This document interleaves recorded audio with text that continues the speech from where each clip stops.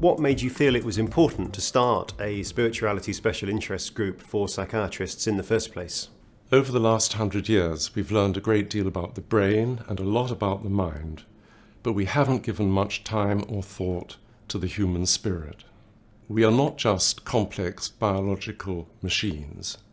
We are conscious beings, we are self-aware, and we are always challenged by the big questions of life and death. Why am I here? What am I here for? What's the purpose and meaning of my life?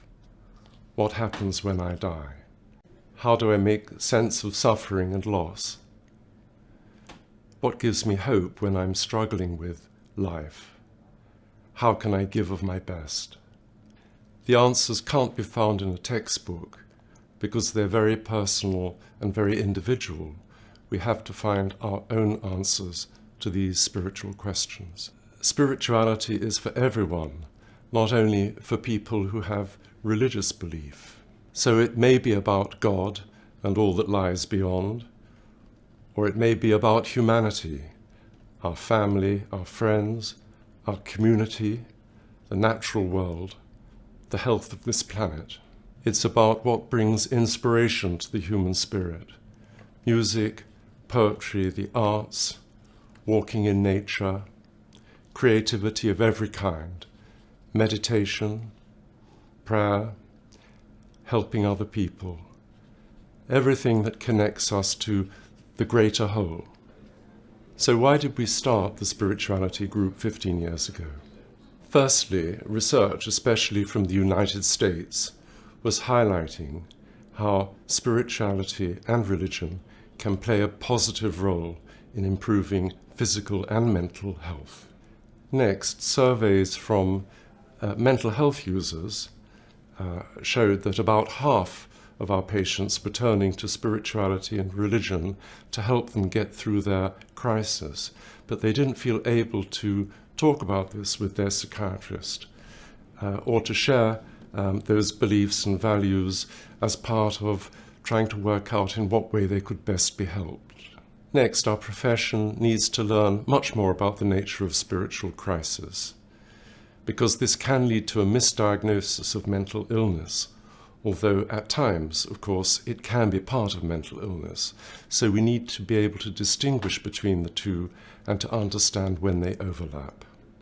Next, we need to have a much better understanding of grieving and loss, of the near-death experience, of end-of-life experiences, and closer collaboration with chaplaincy of all denominations and with faith communities. Next, we need to make tactful inquiry into our patients' spiritual and religious beliefs and needs, because this can influence how we're going to be able to help them best. And we know from many patients that they would welcome this kind of inquiry. Lastly, we need to support the development of spiritually informed therapies, but therapies that have been shown to work in the treatment of addiction and alcoholism, and also with mindfulness-based cognitive therapy for the treatment of anxiety and depression. So, what have we achieved since we started 15 years ago? Spirituality is becoming recognized as an essential part of whole-person healthcare. Material ambition and success cannot compensate for the inner life and spiritual values such as kindness, compassion, and caring for others. Now, the Royal College of Psychiatrists has been very supportive of our work.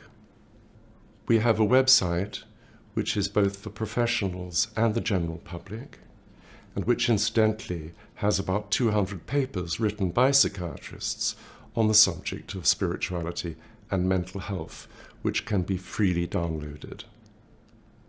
We've also written a leaflet about spirituality and mental health for service users, which can be downloaded from the website. The college has approved and published recommendations for psychiatrists on spirituality and religion, which is an important position statement made by the college. The college has already published one book on spirituality and psychiatry, and a second volume is going to be published shortly. There is much to be done.